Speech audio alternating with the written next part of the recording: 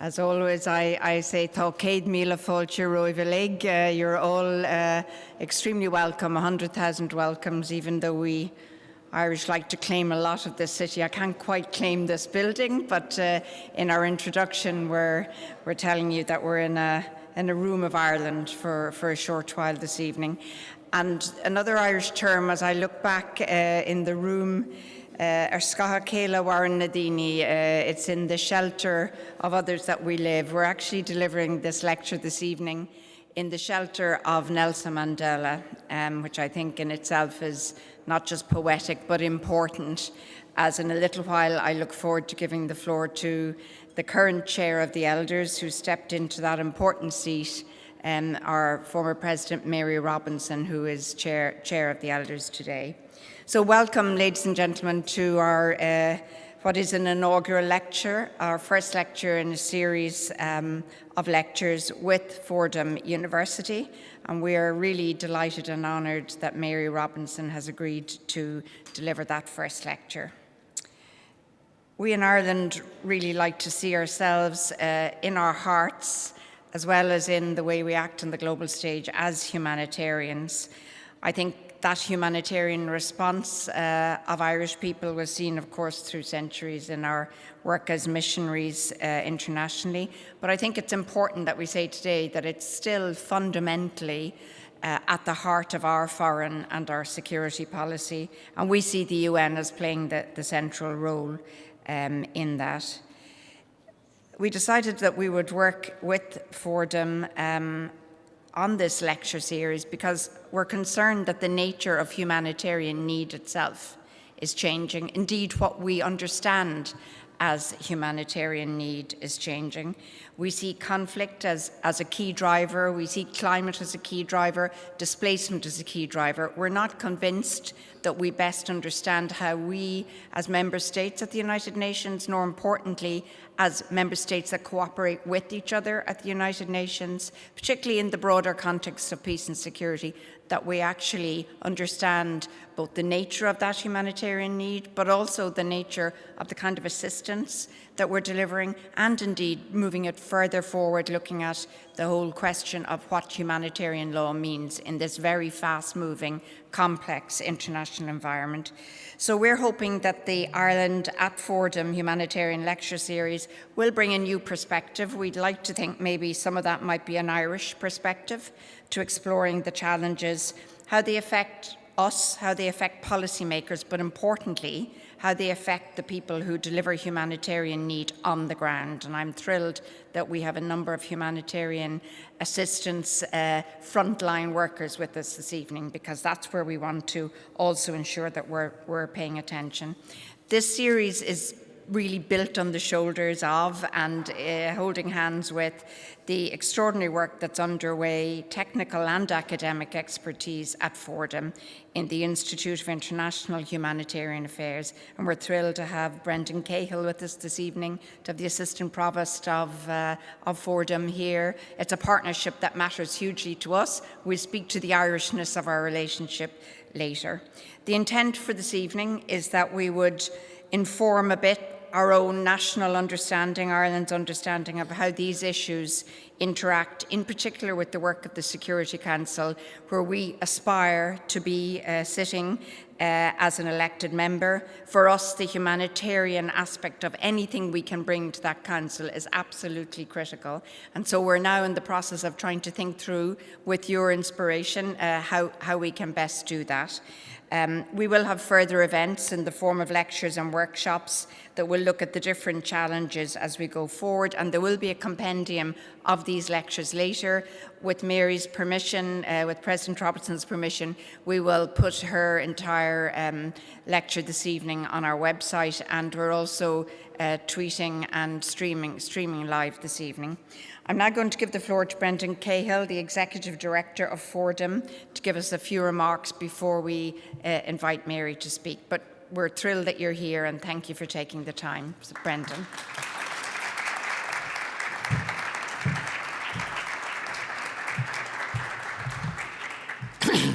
President Robinson, ambassadors and diplomatic staff, colleagues and friends, Thank you for all attending what is sure to be an illuminating night and a wonderful opportunity to celebrate the strong partnership between the Permanent Mission of Ireland to the United Nations and Fordham University's Institute of International Humanitarian Affairs. On behalf of the university, and I'm, as Geraldine mentioned, I'm joined by senior colleagues and faculty members. I would like to extend a warm welcome to you all tonight. We are most honored to feature our distinguished guest, Her Eminence Mary Robinson, Chair of the Elders, first woman elected President of Ireland, former United Nations High Commissioner for Human Rights, together with our dear friend, Ambassador Geraldine Byrne-Nason, Ireland's permanent representative to the United Nations. This partnership is very, very appropriate. Fordham University was founded in 1841 by John Hughes, an Irish migrant to the United States who created in his career the New York City parochial school system when he saw migrant children were not being educated appropriately, founded the Emigrant Savings Bank when he realized that those same migrants were not being given access to fair banking. He started Fordham University, which now has over 15,000 students per year over 9 schools, to offer them a chance at a greater life. He also, in this great hall, I must mention, he also led diplomatic missions to Europe on behalf of the Union during the US Civil War to try to bring an end to that conflict. He lived in a time, as we do now, where the migrant was demonized and victimized and denied their human rights. It was his belief that the greatest service to this community was through education and equal rights and access for all to the opportunities, professional, personal, and cultural, that define our nations. Our institute serves the mission of the university as well as the world through training of humanitarian aid professionals and those seeking to enter the humanitarian sector. Our research in education, in design, and in innovation further supports that training. This lecture series is the logical next step. And over the next 2 years, these lectures will include important government, diplomatic, and humanitarian examinations of where we are and where we might be going. And most importantly, we will then collect those, edit them, and issue that book, as Geraldine said, as a snapshot of what that perspective may be. We are enormously honored to stand with the Permanent Mission of Ireland in working towards a world which ensures the protection of human rights, along with a renewed respect for the environment. These shared values both strengthen the bond our organizations share today and serve as a guiding mission for the future. The path towards these goals will, of course, face obstacles, as witnessed by the devastating wars, natural disasters, and the needless upsurge in sectarian violence. The way forward is not always clear, but voices such as Mary Robinson's serve as guiding lights in times of darkness. We have reached a stage in the world's development in which the threat of climate change must be met with the full force of all nations. The Irish government is dedicated to climate justice, and we all recognize this absolutely critical stage of human existence we live in today and are actively working towards building a movement of solidarity with those communities who stand to be greatest affected. Communities across the world already face drought, food insecurity, and increasing environmental fragility based upon the human-caused fluctuation in the natural climates. The time to act is now. Climate justice is a movement which must seek to minimize the power differential that exists between those with resources and those without. In doing so, this also requires a recognition and a reckoning with the status of women in our society. A truly effective climate justice movement will be one that shares power equally between gender, race, religion, and sexuality. There is no alternative for all communities in the world to bind together to answer the call for this climate justice. Tonight, as we hear from President Robinson and Ambassador Geraldine Byrne-Nason, I want you to all remember these values and the absolutely crucial role Ireland can play as a member of the United Nations Security Council. The example set forward by the Irish determination for the promotion and protection of human rights for all through peacekeeping, peace building, education, and most recently the work on the Commission on Women provides this storied institution with a wealth of potential to further stand up with our most vulnerable communities. We must never forget, even in the face of xenophobia and greed, that we are made stronger by dialogue and action, by what Bertrand Russell called his three passions: the longings for love, the search for knowledge, and the unbearable pity for the suffering of mankind. We are so pleased tonight to both celebrate our organization's deep bonds and share those commitments to human rights and climate justice, while also taking the opportunity to pause and reflect on our joint path towards a brighter, more equitable future. I thank you very much and welcome you on behalf of Fordham, and I'd like to ask Geraldine to come up.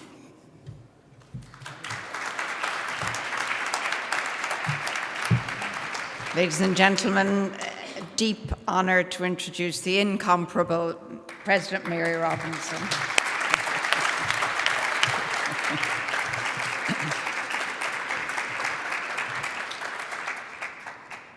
Excellencies, ladies and gentlemen, dear friends, it's always a pleasure and a privilege to return to the United Nations, and I've never seen this venue in quite the same configuration, so that's also a pleasure. But it's a particular pleasure this evening as I deliver the first Ireland at Fordham's Humanitarian Lecture. And I thank the Permanent Mission of Ireland, the formidable Geraldine Byrne-Nason, and Fordham University's International Institute for Humanitarian Affairs for inviting me to inaugurate this series of lectures, which will focus on the challenges facing humanitarian action in the 21st century. And I have to warn you, I am an angry granny for climate justice. So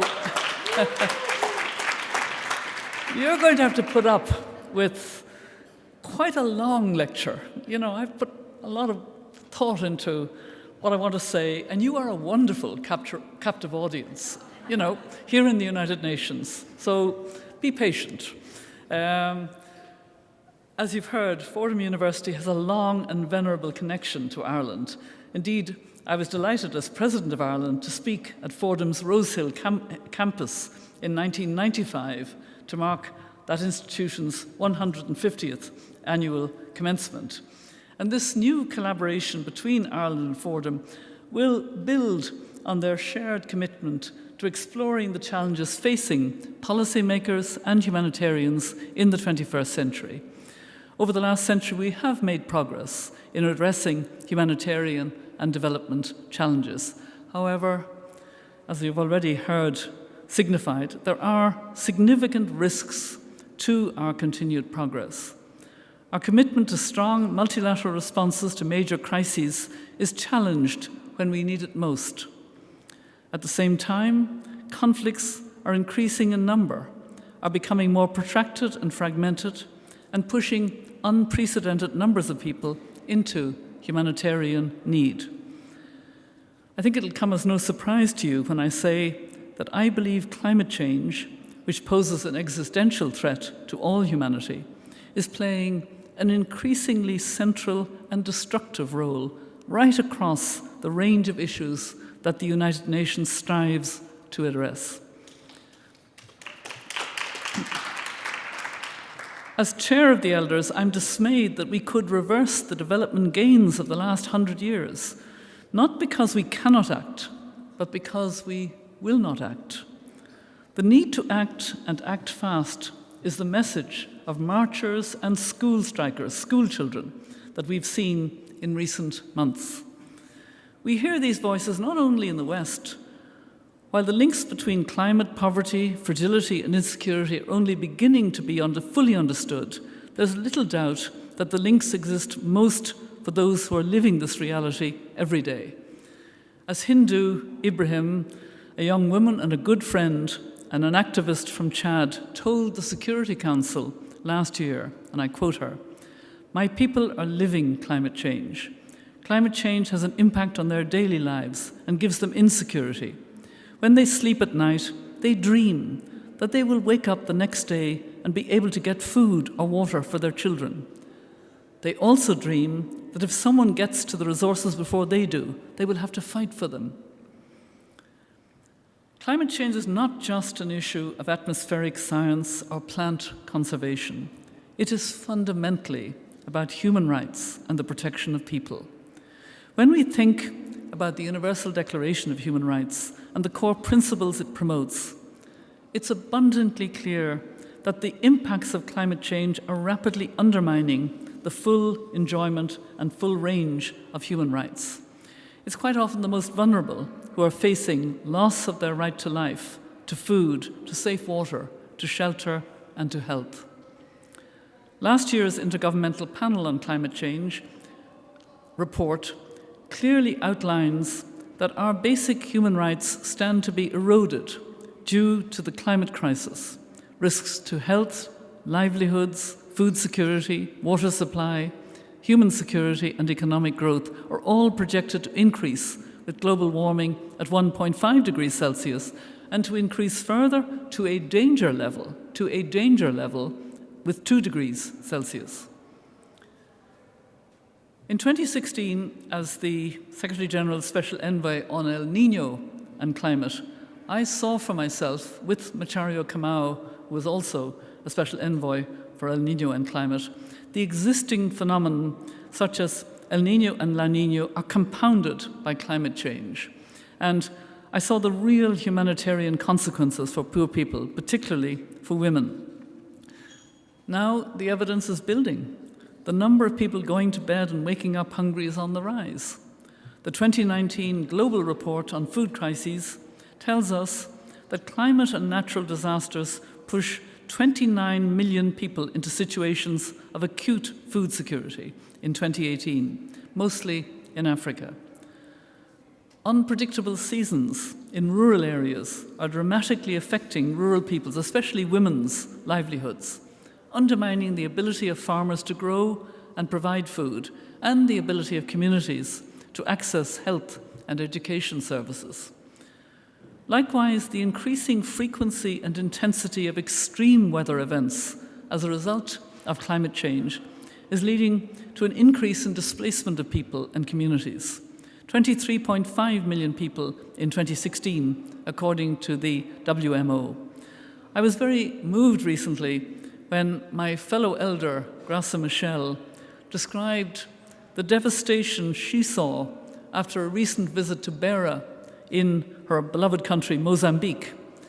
And now Mozambique's been hit by another cyclone, Kenneth, in another part of Mozambique. And these people don't have a plan B, don't have insurance, don't have reserves that they can look to. They are just devastated, and bleak, and in poverty and in situations where they really don't know where to turn. While estimates of the number of people likely to be displaced as a result of climate change vary, the stark reality is that they will be multiples of those we see today. And the challenge of climate change is not only about droughts and desertification displacing people in Africa. Sea level rises threaten whole communities living in small island developing states. Island countries such as the Maldives and Kiribati are facing the loss of their sovereign islands with rising sea levels. As a result, they're championing the issue of climate change as a human rights challenge, connected to displacement of people, the potential loss of life, but also the right to a low-carbon development. And we must remember that the people and countries bearing the brunt of food insecurity, social instability, and forced displacement haven't contributed to the main cause of climate change, a point that was made earlier by both Ambassador Geraldine Byrne-Nason, and on behalf of Fordham. That's the injustice of climate change. This fact embodies the injustice and the necessity to recapture global justice through more ambitious climate action. As the president of the IFRC said recently, climate change is already making emergency response efforts around the world more difficult, more unpredictable, and more complex. However, we cannot only consider the direct effects of climate change. By undermining livelihoods, eroding food and water security, driving displacement, increasing competition for scarce resources, and increasing economic and gender inequalities, climate change acts as a threat multiplier, pushing already vulnerable and fragile societies over the edge. With few options available to individuals, particularly young men, economic hardship and marginalization can open the door for the predatory activities of violent extremists in search of recruits. While no armed conflict has one single driver, there is an increasingly strong body of evidence that suggests that climate change, interacting with other factors, such as political, economic, and social conditions, is a major contributing factor. Armed conflict is now the main reason that nearly 140 million people will need humanitarian assistance and protection this year, most in a small number of countries like Syria, Yemen, and South Sudan. The role that climate change plays in crisis is context-specific. Climate and insecurity interact in already vulnerable contexts and create a vicious cycle heading to increased humanitarian need. As a paper from the Overseas Development Institute and the Red Cross movement released last month pointed out, and I quote, "The most severe impacts of climate change are not necessarily in areas exposed to the greatest changes in climate, but in places where people's capacities to cope with these changes are lacking." Individuals and communities affected by climate and by conflict and fragility lack access to social protection or necessary institutional supports. As a result, their resilience is undermined and their ability to adapt reduced. Deputy Secretary General Amina Mohammed told the Security Council last year, and I quote her, "Fragile countries are in danger of becoming stuck in a cycle of conflict and climate disaster." The most frequently cited example of this phenomenon is the situation in the Lake Chad Basin region, where an environmental catastrophe, the shrinking of Lake Chad by 90%, has had profound economic and social implications. The shrinking of the lake was accompanied by a shrinking of economic opportunities, an increase in vulnerability, and the rise of instability and violent extremism, most notably the Boko Haram insurgency. Local leaders, such as Hindu Ibrahim, are in no doubt about the link between these two events. Disasters aren't the only climate change-related developments that affect security. I believe that we must also broaden our perspectives when we consider what we mean by insecurity and the potential for a humanitarian crisis. So-called conflict can manifest at all sorts of levels. Intra-national conflict, or conflicts between major ethnic groups, is worthy of consideration, especially as it leads to displacement, which further exacerbates climate vulnerability and plays havoc with ecosystems. Moreover, lower-level conflict can often have a negative impact, especially placing different kinds of strain on humanitarian systems, including in zones or regions of the world not traditionally associated with conflict. That reality was acknowledged by the leaders of the Pacific Islands Forum, where they declared, and I quote, "Climate change remains the single greatest threat to the livelihoods, security, and well-being of the peoples of the Pacific." The Pacific Small Islands developing states, and I was with them in Fiji just leading up to Paris, they've pushed hard for the appointment of a special envoy on climate and security. Their aim is to put in place mechanisms that will allow them to forecast what future security threats might play out as a result of climate impacts in their traditionally peaceful region. And this is an initiative I fully support, as it aims to prepare for the future realities we know we will face. The response to date in terms of how we as an international community prepare for the growing humanitarian needs that stem from climate change has been, I'm afraid, sorely lacking. The Security Council had its first discussion on climate and security in 7 years under the Swedish presidency of the Security Council last July.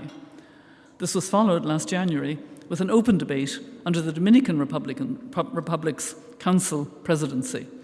I'm acutely aware of the arguments against the Security Council dealing with this issue: encroachment on the mandates of other UN entities, the risk of securitization of climate change, as well as a denial of climate change itself by some.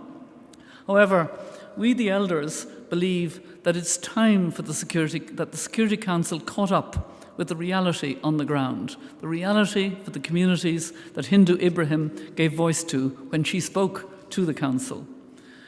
Understanding climate risk shouldn't be, or rather, understanding climate risk should be an essential element of the Security Council's prevention agenda.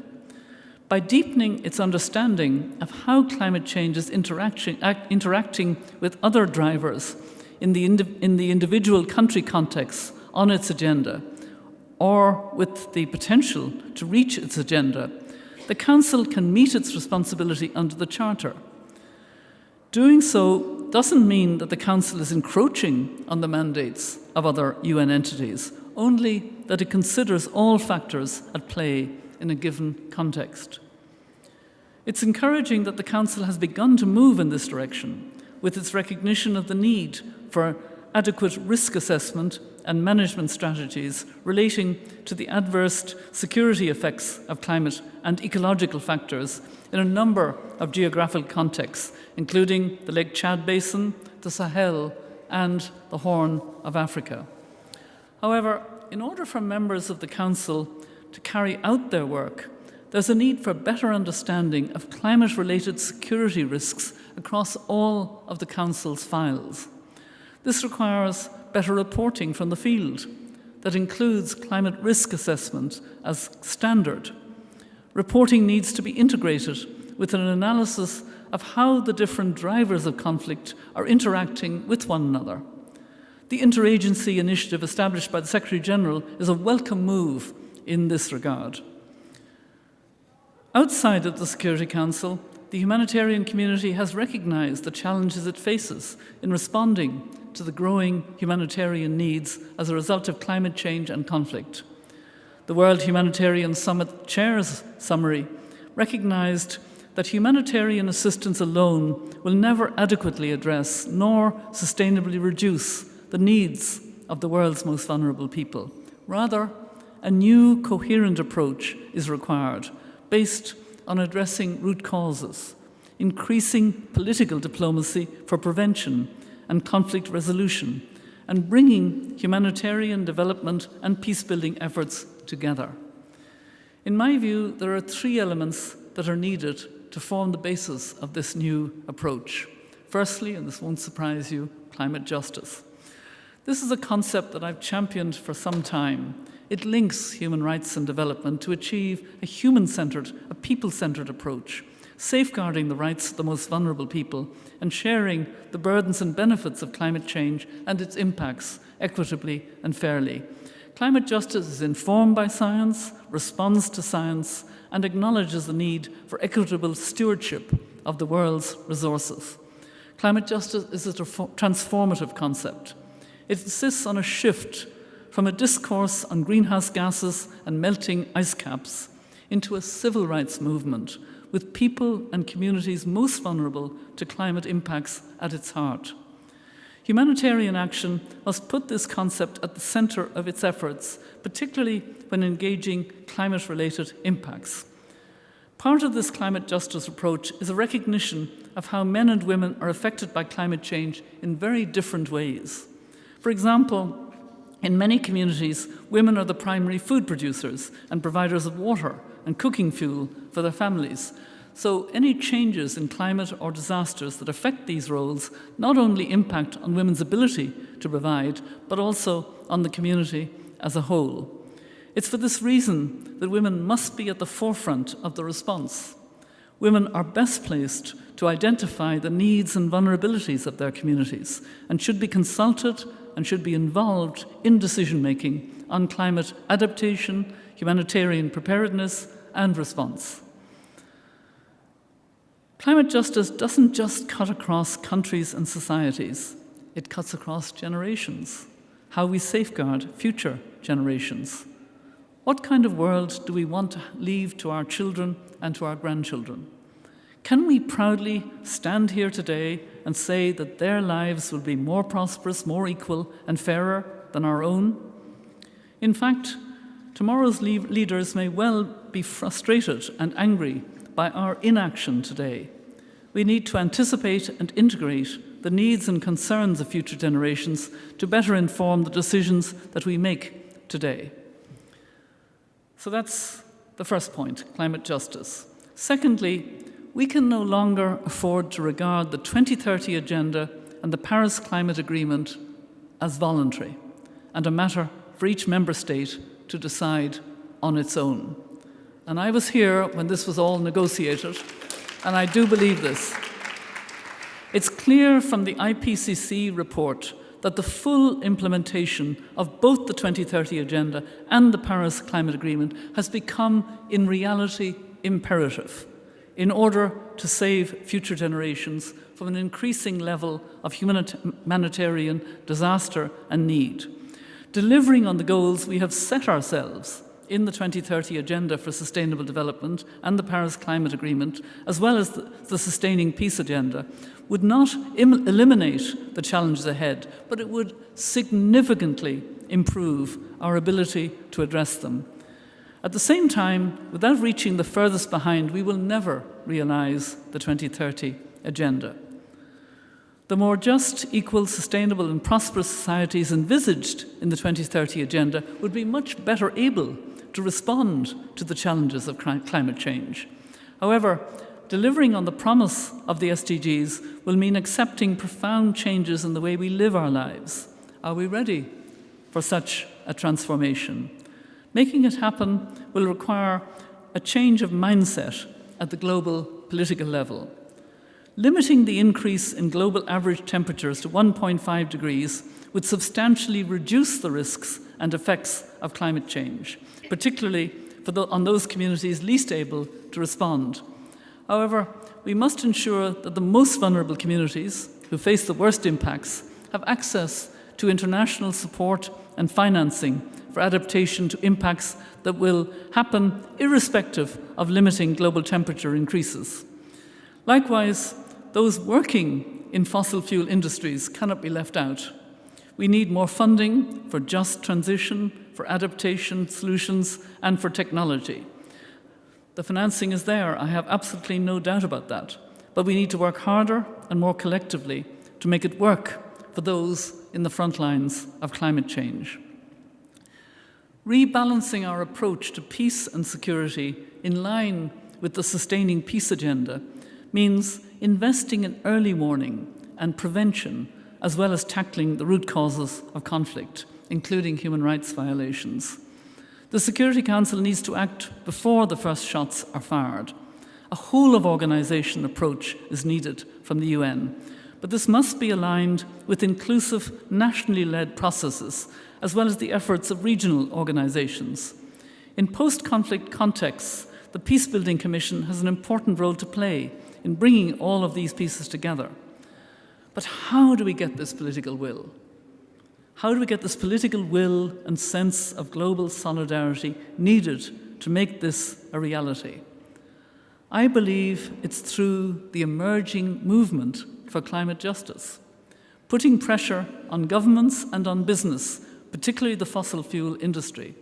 It's heartening to see women leaders stepping forward, and they really are stepping forward, believe me, it's amazing. I'm just really encouraged by this. School children striking, and young people making their voices heard. Some, such as Extinction Rebellion, have taken to peaceful protest. And there's increasing business and indeed investment leadership, calling, indeed pressing for more ambition from governments. Business pressing governments, because business does longer-term thinking than governments sometimes does. Governments are focused on the next election, 6 months, a year, 2 years. The importance of this growing climate justice movement is that it will call for a just transition to a world powered by clean energy and climate actions that fully respect human rights. And the third point is recognizing that we know that climate change will drive humanitarian need. We should invest in measures that reduce vulnerabilities and increase preparedness and resilience to shocks, including climate shocks. The Sendai framework for disaster risk reduction, the implementation of which will be reviewed for the first time in this year's Global Platform on Disaster Risk Reduction this May, provides a practical and tangible bridge between the development and humanitarian communities to prevent new and to reduce existing disaster risks. The framework underlines the need for enhanced work to reduce exposure and vulnerability, thus preventing the creation of new disaster risks and accountability at all levels for disaster risk creation. And most importantly, I believe it identifies that there has to be a broader and a more people-centered preventive approach to disaster risk. Disaster risk reduction practices need to be multi-hazard and multi-sectoral, inclusive and accessible in order to be efficient and effective. At the same time, the humanitarian community must continue to explore new tools and innovations that allow it to act early, such as anticipatory financing, cash transfer programming, and disaster risk insurance. We know that early interventions can greatly lessen the impact of climate-related shocks. We need to become better at identifying the opportunities to intervene before a looming risk transforms into a full-blown humanitarian catastrophe. These initiatives should be seen as part of a much broader risk management approach that involves humanitarian, development, security, and climate actors. So, the 3 pillars I've outlined point to the need for an integrated approach, which puts the individual right at the center of all our actions, not as a subject, but as an active participant in their own destiny. And this is very much the approach set out in Ireland's new international development policy, A Better World, where reducing humanitarian needs sits alongside gender equality, strengthening governance, and climate action as Ireland's policy priorities. These are issues, and above that, actually, an approach that I expect Ireland to highlight in its campaign for the Security Council in 2021-22, and it's also why I'm very supportive of that campaign. If we all fail to act now, if we fail to act decisively, if we fail to act together, future generations will never forgive us for the world that we bequeath them. I think a lot about that world. I have 6 grandchildren. The eldest is 15. They'll be in their 30s and 40s in 2050. They'll share the world with 9 billion people, and I think a lot about that world and what they will think of us if we don't use the window that we have. So I want to recall the haunting words of Hindu Ibrahim to the Security Council last July, and I quote, "For me, as one who comes from these communities, I see babies and young people growing up in this area and think about them in the next decade or the next 20 years. What will their futures be like? Are they also going to jump in the sea? Are they going to join terrorist groups? Or are they going to kill each other because in order to survive, they have to eat?" But I want to end with the words of the first chair of the elders, Archbishop Desmond Tutu, who, when asked if he was an optimist, replied, "No, but I'm a prisoner of hope," because it's hope we need to give us the energy to go forward resolutely and to accept the challenge of this window of time that we have to transform to a world that will be safe for our children and grandchildren. Thank you very much.